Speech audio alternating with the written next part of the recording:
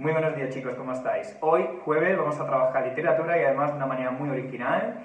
He hecho este cartel para vosotros que colgaremos en clase y vamos a hablar de la literatura de forma vertebradora porque trataremos los temas principales de la literatura universal, algunos de sus tópicos literarios que podéis ver aquí y luego algunas figuras retóricas que ya hemos visto en clase, recursos estilísticos, todos tenéis un documento como este y además os escribí algunos versos como ejemplo y es momento de ahondar en ello y profundizar en ello y mejorar en ello porque lo teníamos un poco olvidado.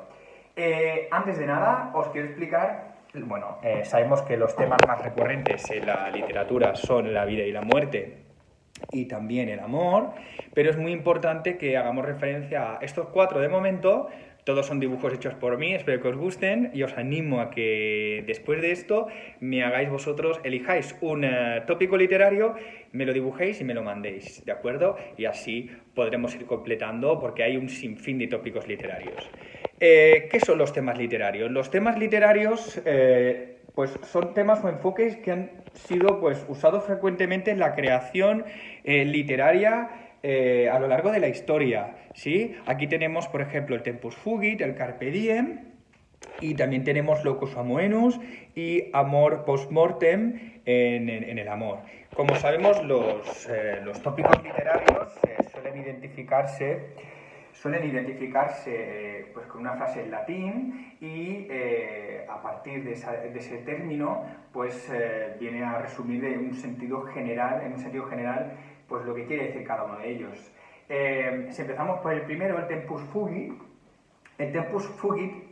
en latín significa que el tiempo huye y es una indicación de que el tiempo transcurre inexorable y conduce al ser humano a la muerte. Por eso está representado con una calavera, la muerte, un reloj de arena, que es el tiempo, y las alas, que es que vuela. El tiempo vuela, el paso del tiempo que es inevitable y que nos conduce a la muerte, porque es algo sabemos que evidentemente, al igual que nacemos, todo lo que tiene vida muere.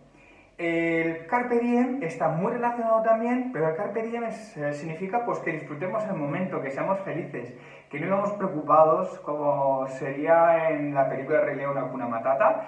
Y os recomiendo, y os pondré el enlace, que veáis El Club de los Poetas Muertos, una película fantástica, protagonizada por Robin Williams.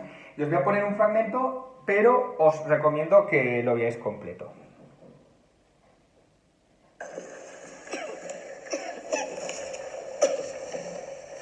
¿Para que las vírgenes aprovechen el tiempo? Sí, ese es.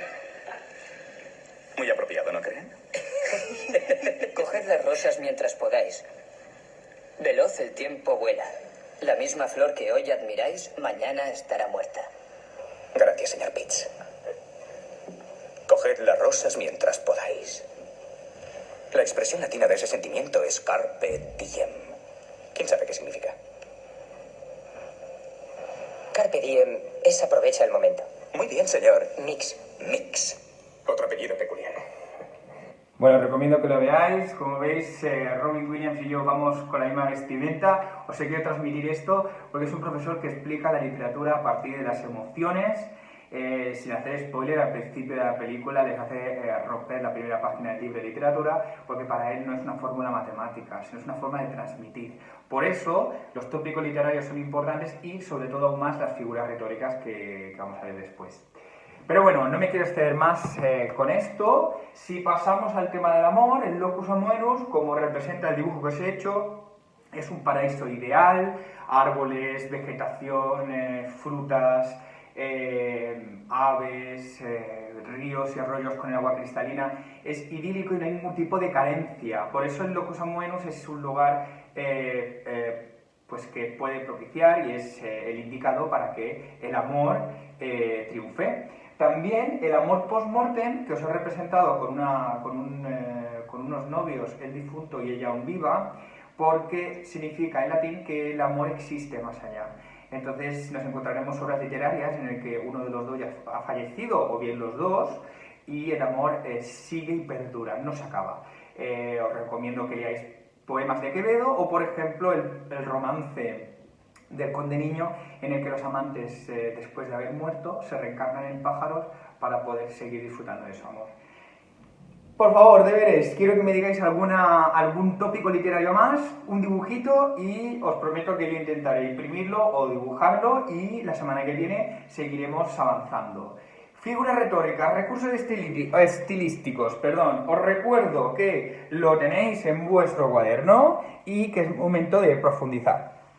La pregunta del siglo es, recursos expresivos fónicos. ¿Qué son fónicos? Pues os he dibujado un megáfono, porque fónicos son pues, recursos que vamos a usar para embellecer el poema, pero mediante el sonido. ¿Cómo podemos reproducir un sonido en un poema?